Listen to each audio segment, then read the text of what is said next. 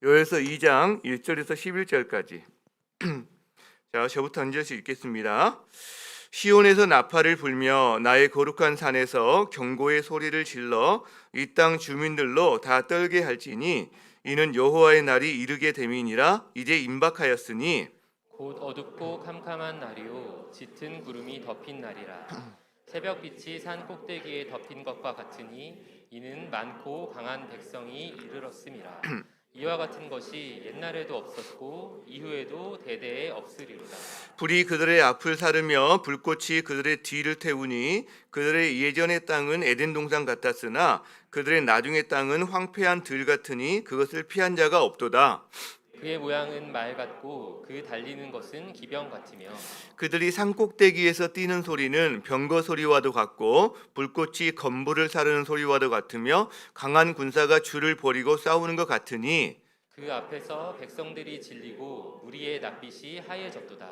그들이 용사같이 달리며 무사같이 성을 기어오르며 각기 자기의 길로 나아가되 그 줄을 이탈하지 아니하며 피차에 부딪히지 아니하고 각기 자기의 길로 나아가며 무기를 돌파하고 나아가나 상하지 아니하며 성중에 뛰어들어가며 성 위에 달리며 집을 기어오르며 도둑같이 창으로 들어가니 그 앞에서 땅이 진동하며 하늘이 떨며 해와 달이 캄캄하며 별들이 빛을 거두도다. 함께 여호와께서 그의 군대 앞에서 소리를 지르시고 그의 진영은 힘이 크고 그의 명령을 행하는 자는 강하니 여호와의 날이 크고 심히 두렵도다. 당할 자가 누구이랴. 아멘.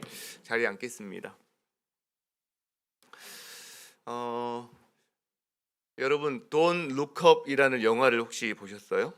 Don't Look Up. 위를 보지 마라. 블랙 코미디 영화인데요. 개봉된 지가 아마 한 얼마 안 된 것 같아요. 그렇게 오래되진 않았습니다.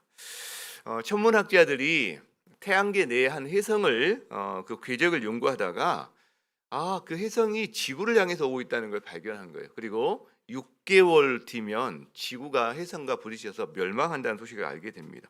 이제 그걸 이제 알리는 그런 과정들을 다루고 있는데 그것에 반응하는 여러 가지 뭐 정치인, 뭐 기업인, 언론인, 일반 대중들 이런 사람들의 다양한 반응들이 나옵니다. 그런데요, 어떤 자기의 특별한 이익을 따라서 그걸 은폐하는 세력이 생기고 그래서 그걸 발견한 천문학자들이 그걸 좀 알려야 되겠다 사람들에게 그러면서 운동을 하나 펼치는데 그 운동이 하늘을 올려다 보라 운동이에요. 혜성이 어느 순간 눈으로 볼 만큼 와 있는 거예요. 보니까 보이는 거죠. 하늘을 올려다 보라. 자, 여기에 대해서 정치인들과 또 다른 자기의 이익을 추구하는 사람들은 Don't look up. 하늘을 보지 마라. 위를 보지 마라. 이제 이런 표현을 등장하면서 굉장히 서로 이렇게 신경전을 벌이고 서로 운동을 하는 인류가 진짜 종말을 맞이할 때 저런 모습일 수도 있겠다. 우리가 그렇게 바라볼 수 있는 생각을 해보게 하는 그런 영화입니다.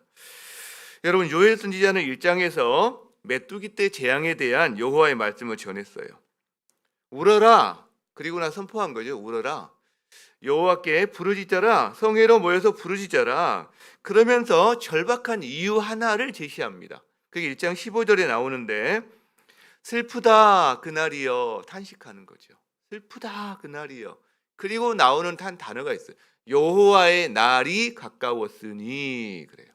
여호와의 날이 가까웠다. 곧 멸망같이 전능자에게로부터 그날이 우리에게 이를 것이다 라고 말해요.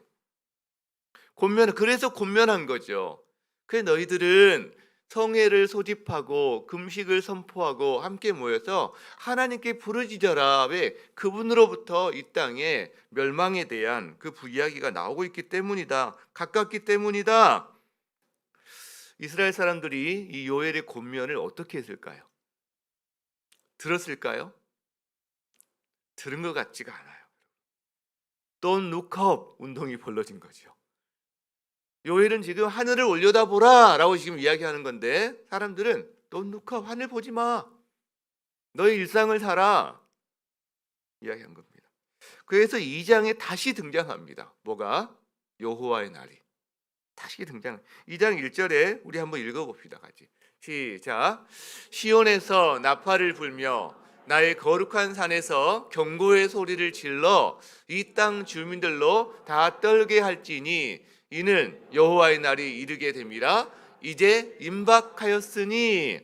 다시 한번 요엘이 경고를 하는 거예요. 근데 이제 어떻게 하느냐? 나팔을 불어요. 나팔을. 여러분, 나팔은 둘 중에 하나입니다. 공격할 때 불거나 아니면 적이 쳐들어올 때 경고하기 위해서 부는 거거든요. 근데 시온에서 나팔을 부는 거죠. 시온에서. 그 말은 뭐예요? 시온에서 지금 공격하고 있는 건 아니잖아요. 적이 쳐들어온다는 거죠. 나의 거룩한 산, 역시 시온입니다. 경고의 소리를 울려라.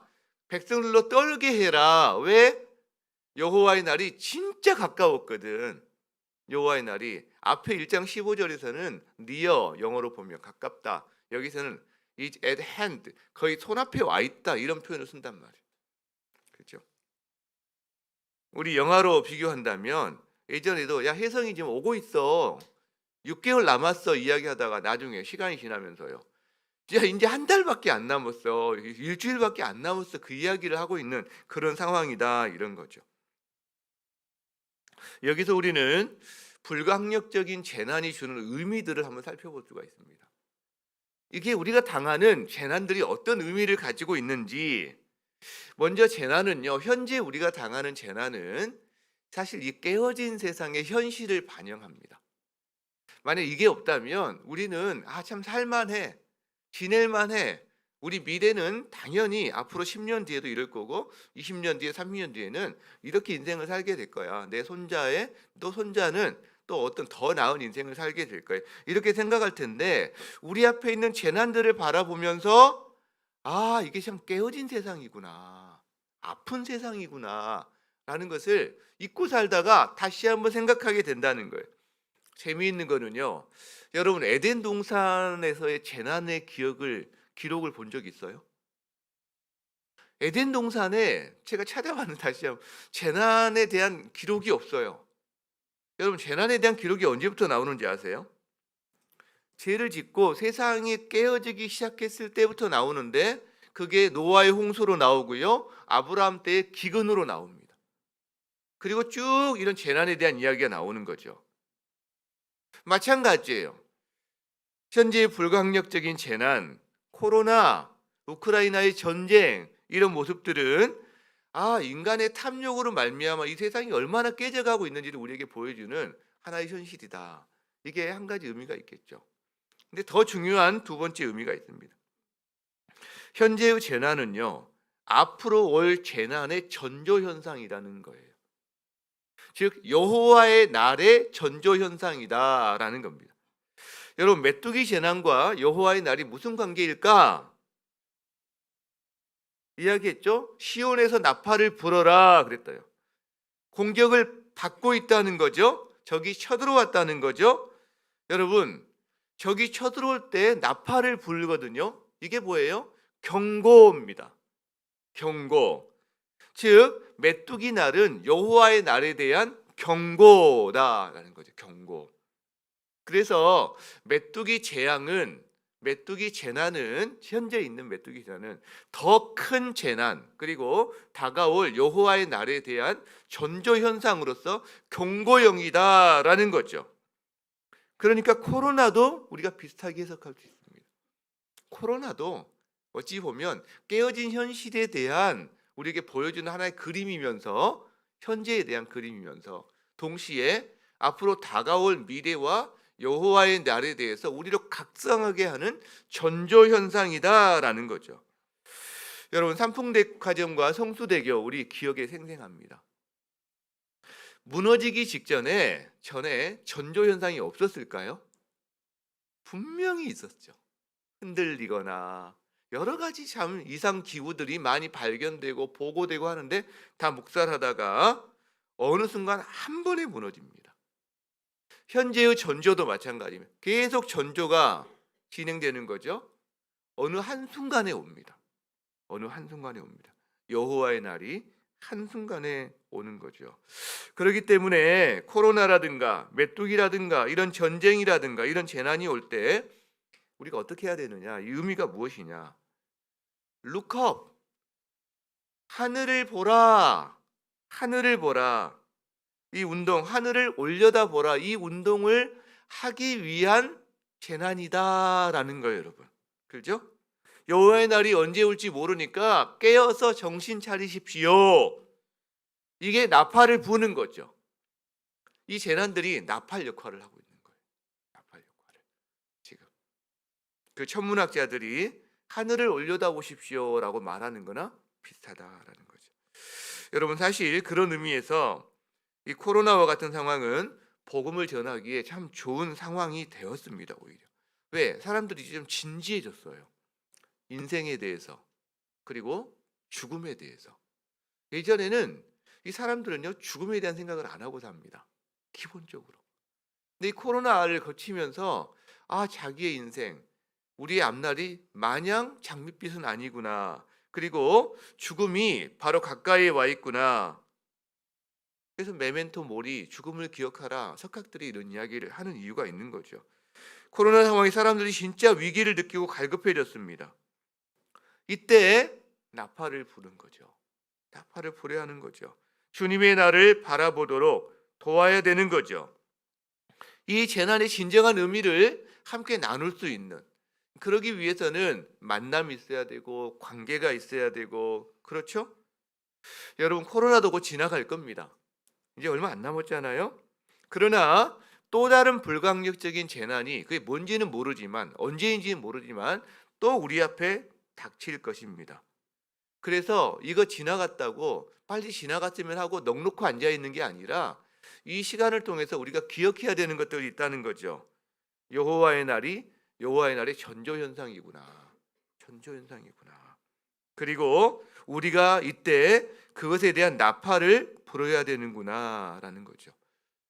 자, 그렇다면 여호와의 날이 어떤 날인가에 대한 이야기가 나옵니다. 여호와의 날이 몇 가지 특징이 나오는데, 지금 2장 1절에서 11절까지가 다 여호와의 날에 대한 이야기거든요. 여호와의 날에 대한 특징이 뭐냐면, 먼저는요, 멸망의 날이다, 어둡고 캄캄한 날이다, 이렇게 묘사를 합니다. 여호와의 날이 가까웠으니 곧 멸망같이 이르리로다. 1장 15절에, 2장 10절에, 2장 2절에 어둡고 캄캄한 날, 짙은 구름이 덮인 날. 2장 10절에 하늘이 떨며 해, 달, 별이 캄캄해진 날. 결국 여호와의 날은 뭔가 지금 현암로에 피어있는 벚꽃과 같은 그런 날이 아니라 어둡고 캄캄하고 암울한 날이다, 멸망의 날이다, 이런 특징을 먼저 이야기해 주고요. 그 이유가 뭐냐? 잔인하고 강한 군대가 쳐들어와서 초토화시키는 날이다, 그 이야기를 합니다. 2절에 많고 강한 군대, 3절에 에덴 동산 같았던 그것이 군대가 지나가고 나니까 폐허가 돼버리는, 4절 5절에는 군대가 진격하는 모습, 7절에서 9절까지는 그 군대가 공격하는 모습을 막 이렇게 그려봐요. 우크라이나 전쟁에 그 탱크가 자꾸 생각이 나요. 그 결과가 뭐냐면 거기 사는 사람들, 백성들의 낯빛이 하얗게 질려버립니다. 공포와 두려움과 하얗게 창백해지는 거죠. 얼굴색이. 여호와의 날은 멸망과 심판의 날이고 군대가 쳐들어와서 결론적으로 백성들이 공포에 떠는 날이다. 이걸 우리에게 말해줍니다. 즉 메뚜기 재난과는 비교가 안 되는 날이다라는 이야기를 해주고 있다는 거죠. 우리가 우크라이나 전쟁 때 참상을 사진이나 영상으로 이렇게 봤어요. 포탄에 무너진 그 건물들, 막 길거리에 널려 있는 자동차와 수많은 파편들, 막 여기저기 연기 나면서 시커멓게 그을려 있는 그 모습들, 그죠? 민간인들이 학살당한 모습들, 이런 게 보여져요. 제가 이걸 보면서 이게 연상이 돼요.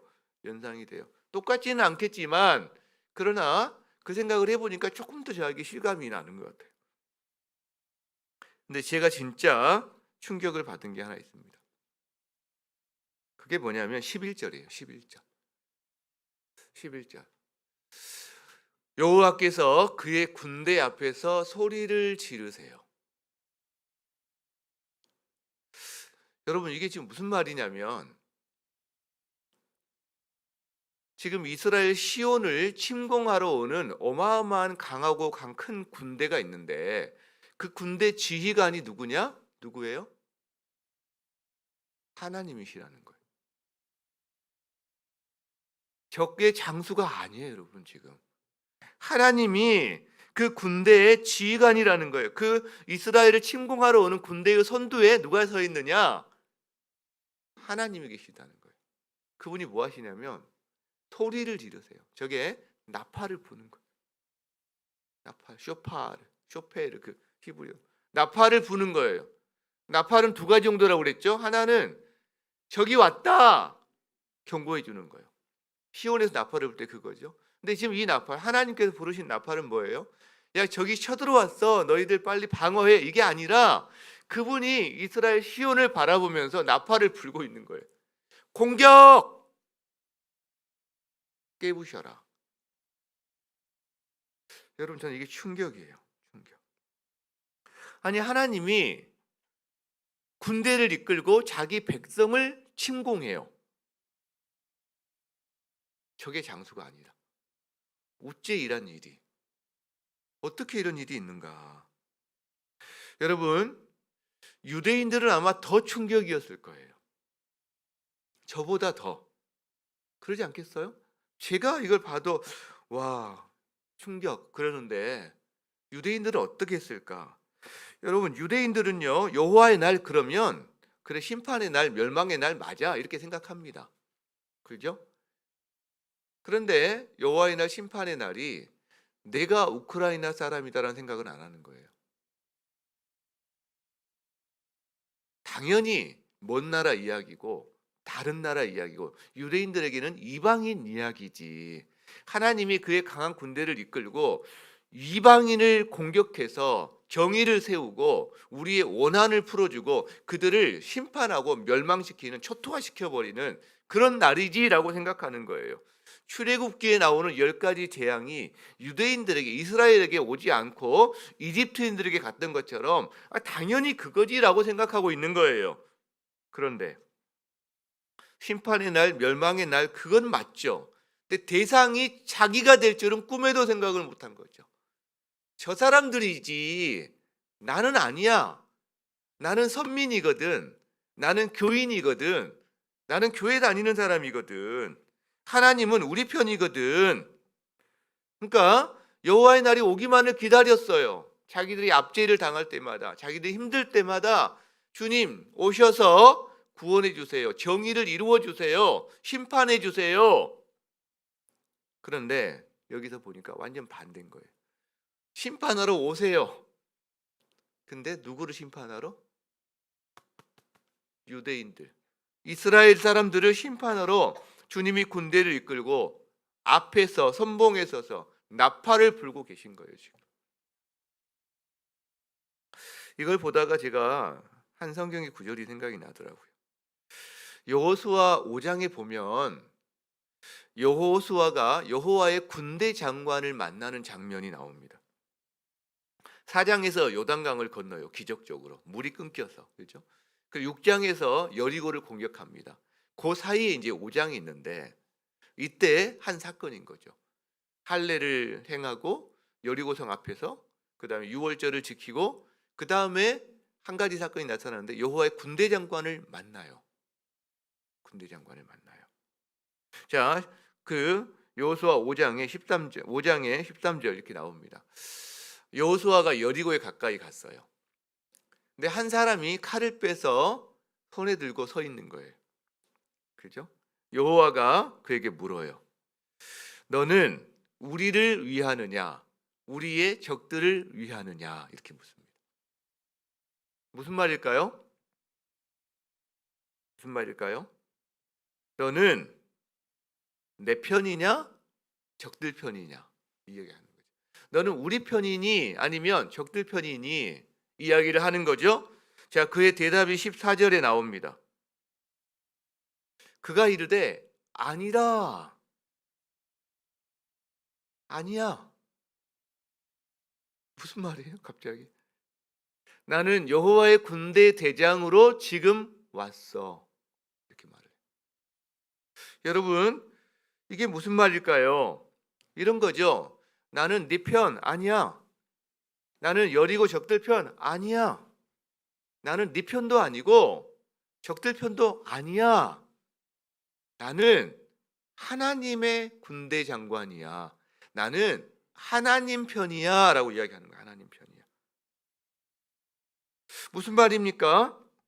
만약 이스라엘이 하나님과의 언약을 파기한다면, 하나님의 거룩한 백성이 되지 않는다면 실제로 여호와의 군대 장관은 이스라엘 편이 안 되는 거예요. 결국 무슨 말이냐?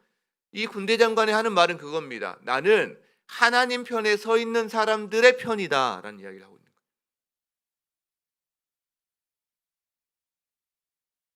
나는 네 편도 이 편도 저 편도 아니야. 나는 하나님 편에 서 있는 사람들의 편이야. 그래서 미국 남부경쟁 때 그런 말을 했다잖아요. 남군은 하나님 우리 남군 이기게 해주세요. 북군은 우리 북군 이기게 해주세요. 교회마다 막 서로 기도했다잖아요. 그때 링컨이 그렇게 우리가 기도하자. 하나님 우리가 하나님 편에 서게 해주세요. 비슷한 이야기입니다. 여러분 여호와의 날은 옵니다. 누가 안전할까요? 이방인이 안전할까요? 유대인이 안전할까요? 아닙니다. 교인이 안전할까요? 비교인이 안전할까요? 아닙니다. 뭘까요? 유대인이어서 안전한 것도 아니고 교회 다닌다고 안전한 것도 아닙니다. 하나님 편에 있는 사람이 안전한 겁니다. 하나님 편에. 그래서 여호와의 군대 장관이 15절에 그런 말을 합니다. 내 발에서 신을 벗어라. 내가 선 곳은 거룩하니라. 그 여호수아가 그대로 행합니다. 발에서 신을 벗는 사람, 하나님을 하나님으로 경외하고 높이는 사람, 자기 삶에 하나님의 거룩하심을 닮아가는 사람, 그 거룩하심을 추구하는 사람, 여러분 그 사람이 안전한 사람입니다. 그 사람이. 여호와의 날은 옵니다. 언젠가 옵니다. 가까이 와 있습니다. 근데 진정 누가 안전한가? 자, 그렇다면 이스라엘이 지은 죄는 무엇일까? 왜 군대 장관 하나님께서 친히 지금 군대 장관이 되어서 시온을 향해서 수많은 적을 이끌고 앞에서 나팔을 불며 진군하고 계실까? 시온이 도대체 어땠길래? 즉 하나님이 여호와의 날에 이스라엘을 심판하시는데 그들의 심판하시는 죄가 무엇일까라는 거죠. 여러분 뭐예요? 요엘서에 안 나옵니다. 안 나와요. 요엘서에 무슨 죄 때문에 하나님이 심판하시는지, 왜 주님이 공격하시는지가 요엘서에 안 나옵니다. 그런 내용이 없어요. 근데 우리가 한 가지 단서를 찾아볼 수 있는 게 요엘서는 소선지서라고 분량이 작은, 분량이 많은 선지서를 대선지서, 좀 분량이 좀 작은 선지서를 소선지서 이렇게 분류하는데 분량이 작은 소선지서가 12권이 있거든요. 그래서 호요람 뭐 해서 호세야, 요엘, 아모스 뭐 애우는 그 앞자를 따서 애우잖아요. 이렇게 12권을 합승말 해서 하박국 뭐 스가랴 뭐 스바냐 그다음에 말라기 이런 식으로 애우는데 갑자기 생각이 잘 안 나네요.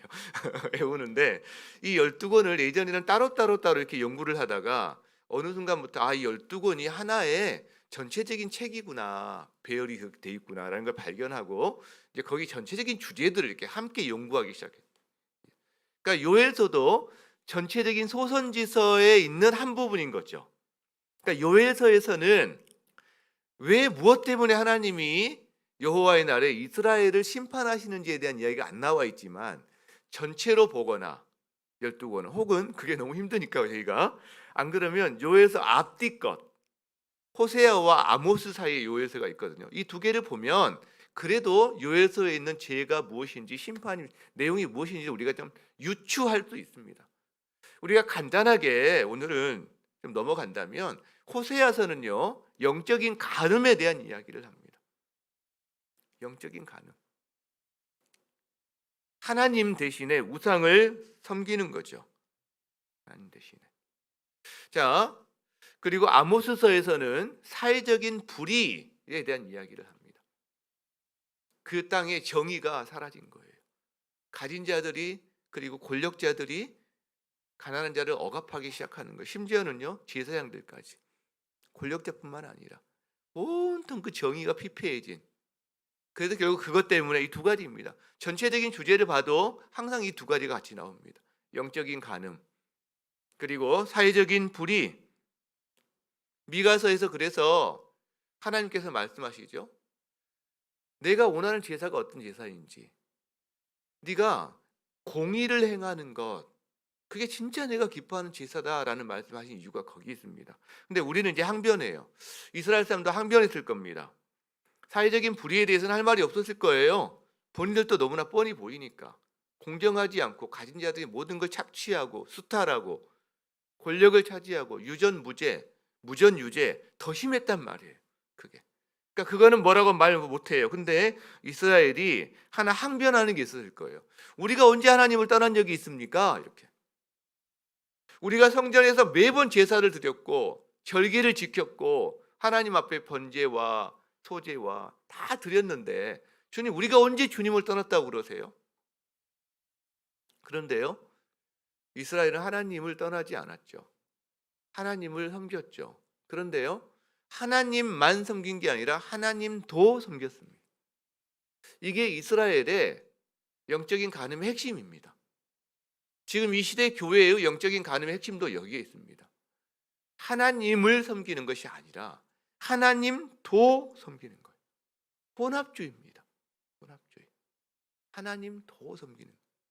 나에게 필요한 것을 주교, 나에게 행복을 준다고 생각하는 어떤 게 있으면 하나님 외에 하나님보다 더 높이 다른 것들을 섬기는 것, 즉 겸하여 섬기는 것.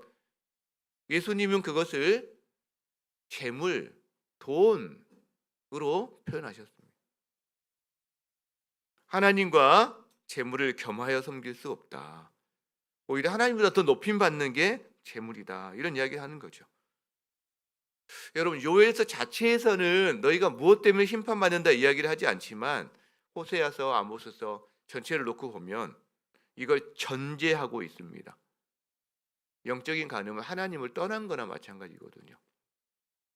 이거 잘 이해를 못해요. 아니 다다익선 아니야? 여러 가지 신들을 섬기고 자기 안전을 위해서 보험을 많이 들어놓는 게 좋은 게 아니야? 이런 생각을 많이 합니다. 이 코로나 때에도 사람들이 보험이 늘었다고 그래요. 실제로 훨씬 많이. 생활은 어려워졌는데 보험은 많이 늘었다고 합니다. 왜? 자기 안전을 위해서 보험을 들어놓는 거죠. 하나님을 제대로 모르는 사람들은 보험은 많을수록 좋은 거 아니야? 여기에다가 저기에다가 저기에다가 하는 거죠. 그러나 하나님과의 우리의 관계는 결혼 관계거든요. 보험을 많이 드는 관계가 아니라 결혼 관계거든요. 그래서 하나님도 섬긴다는 것은 나는 당신을 사랑하지만 나는 저 여자도 사랑해. 저 여자도 사랑해. 이야기랑 똑같다는 거죠. 자, 그렇다면 오늘 말씀을 마무리해 봅시다. 한 가지 우리가 질문을 할 텐데 앞에 걸 잠 정리하고 질문해 볼 텐데요. 현재 불가항력적 재난이 주는 의미를 우리는 한 두 가지 정도 정리를 했거든요. 하나는 깨어진 세상의 현실을 자각하게 해준다. 그리고 더 중요한 거는 다가올 여호와의 날의 전조 현상이다. 즉 너희들 땅만 쳐다보고 살지 말고 하늘을 올려다봐라라는 메시지가 현재 재난에 있다라는 거죠. 그리고 그거는 충격의 날이었어요. 왜? 하나님이 군대를 이끌고 자기 백성을 공격하는. 그죠?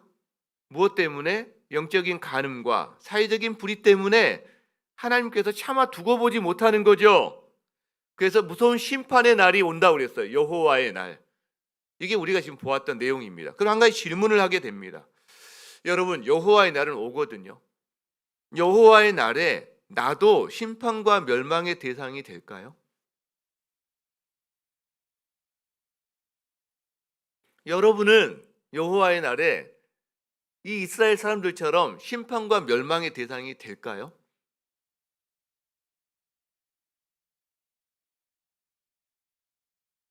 그게 저는 이 여호와의 날에 대해서 하는 질문 중에 하나입니다. 여러분 어떻게 생각하세요? 나는 대상이 된다. 나는 대상이 안 된다.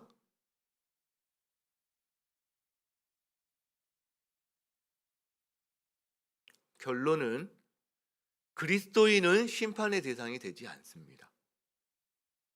그리스도인, 교인이 아니라 그리스도인은 심판의 대상이 되지 않습니다. 왜요? 그리스도가 대신해서 심판을 다 받으셨기 때문입니다. 이게 그리스도인이에요. 우리가 가진 어마어마한 특권이에요. 그리스도가 여호와의 날 받을 멸망과 심판을, 저주를, 그 진노를 그리스도가 친히 받으셨어요. 그렇기 때문에 그리스도인은 멸망과 심판의 대상이 되지 않습니다. 예수님 때문에. 그러면 어떻게 살아야 할까? 이 질문을 하고 사는 사람들이에요. 그리스도인. 심판을 두려워하는 사람이 아니라 멸망을 두려워하고 그것 때문에 어떻게 하지? 보험을 몇 개를 들지? 이렇게 살아가는 사람이 아니라 하늘을 올려다보면서 자기 이익을 따라서 혜성이 오고 있는데도 정치인들, 기업인들, 이런 사람들, 언론인들은 야, 하늘을 올려다보지 마. Don't look up. 혜성 보지 마. 그냥 우리가 어떻게든 다 알아서 할 거야.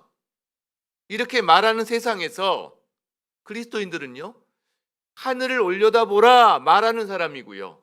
그리고 그것 때문에 두려워서 뭔가 지금 사는 사람이 아니라 이미 이 사람은 심판에서 제외된 사람이거든요. 그러면 이제 어떻게 사냐는 거죠. 어떻게 사느냐. 어떻게 사느냐. 깨어진 세상에서 하나님 나라를 바라보고 살도록 하는 것. 그건 아닐까요? 여러분, 하늘을 올려다보라 라는 말을 하는 건 뭐예요? 하나님을 바라보라. 하나님 다시 오실 날을 다시 바라보라. 그 하늘만 바라보고 또 사나요? 아닙니다. 일상을 살아요. 왜? 일상을 돌아보면 깨어진 세상이 보여요. 위를 올려다보면 하나님이 오셔서 회복하실 날을 보게 돼요. 이 둘 사이에서 살아가는 사람이 그리스도인이다. 심판과 멸망의 두려움 가운데 벌벌 떨면서 두려움에서 어떤 행동을 하는 사람이 아니라 우리는 심판에서 죄되었고 예수 그리스도가 심판을 받으셨기 때문에 그 은혜로 생명을 가진 사람인데 이제 깨어진 세상 안에서 두 발을 딛고 살면서 그 사람들과 함께 호흡하면서 그러나 눈을 들어 하늘을 올려다보라 라고 말하면서 살아가는 사람이라는 거죠. 이게 나팔을 부는 사람이다 이겁니다. 뻔히 알고 있는데 오고 있는 줄을 말 안 하지 않는다. 그리고 깨어진 세상에 신음하는 사람들 보면서 나는 이제 이미 해결받았어. 이게 아니다 라는 거죠. 하늘을 올려다보라. Look up. 하늘을 올려다보라. Look up. 그리고 계속 하늘만 가리키는 게 아니라 하늘을 올려다볼 수 있도록 지금 땅만 쳐다보고 사는 사람들을 도와주고 함께 해주고 함께 쳐다볼 수 있도록 도와주는 사람. 그 사람이 여호와의 날을 살아가는 사람이다. 저는 이렇게 믿습니다. 그 은혜가 우리에게 가득하기를 소망합니다. 우리 함께 찬양합시다. 주님 나라 임하시네. 주의 날은 멀지 않았네. 주님 나라 임하십니다. 여러분, 멀지 않았습니다. 가까이 왔어요. 너는 일어나 주를 따르라. 왜? 세상은 아직 어둠 속에 있어요. 빛 대신 주를 보기를 원해요. 우리가 비추이는 빛은 미약합니다. 반사빛이기 때문에. 그러나 우리를 통해서 하나님이 드러나실 겁니다. 이 시간에 함께 주님 나라 임하시님에 찬양하며 기도하겠습니다. 주님 나라 임하시네. 주의 날은 멀지 않았네. 주의 날은 멀지 않았네. 너는 일어나 주를 따르라. 너는 일어나 주를 따르라. 하나님 널 부르시네. 하나님 널 부르시네. 세상은 아직 어둠 속에. 세상은 아직 어둠 속에 빛 대신 주 보기 원하네. 대신 주 보기 원하네. 너는 일어나 그 빛을 발하라. 일어나 그 빛을 발하라. 주님의 영광 내게 임했네. 일어나 주 위에 일어나 서라. 주 위에 서라. 강한 용사여, 강한 용사여. 주님이 너와 함께 하시네. 주께서 다시 오실 길, 다시 오실 길, 그 길 예비하라. 영광의 주님, 영광의 주님, 오만왕의 왕, 곧 오시네. 곧 오시네. 주님 나라 임하시네. 주의 날은 멀지 않았네. 주님 나라 임하시네. 주의 날은 멀지 않았네. 너는 일어나 주를 따르라. 너는 일어나 주를 따르라. 하나님 널 부르시네. 하나님 널 부르시네. 세상은 아직 어둠 속에, 세상은 아직 어둠 속에 빛 대신 주 보기 원하네. 빛 대신 주 보기 원하네. 너는 일어나 그 빛을 발하라. 너는 일어나 그 빛을 발하라. 주님의 영광 주님의 영광 내게 임했네. 내게 임했네. 일어나 주 위에 주 서라. 위에 서라. 강한 용사여. 주님이 너와 함께 하시네. 주께서 다시 오실 길, 그 길 예비하라. 영광의 주님, 오만왕의 왕, 곧 오시네. 우리는 코로나나 전쟁과 같은 불강력적인 참으로 재난 앞에 서 있습니다. 그 의미를 우리는 찾고 구하고 있습니다. 깨어진 세상의 현실을 그걸 통해서 우리는 보게 됩니다. 아울러서 현재만이 아니라 다가올 미래에 더 큰 재난들, 심지어는 여호와의 날을 함께 바라보게 하는 그 의미가 현재의 재난에 있다는 것을 우리는 알게 되었습니다. 나팔의 역할을 하고 있는 거죠. 경고와 전조의 역할을 하고 있는 거죠. 여러분, 주님께서 오십니다. 여호와의 날이 오십니다. 그때 여러분, 주님이 누구를 공격합니까? 여러분은 누구 편입니까? 여호와의 군대 장관은 누구 편입니까? 우리가 하나님 편에 서 있습니까? 나는 네 편도 저 편도 아니다. 나는 하나님 편이다. 나는 하나님 편에 서 있는 사람들의 편이다.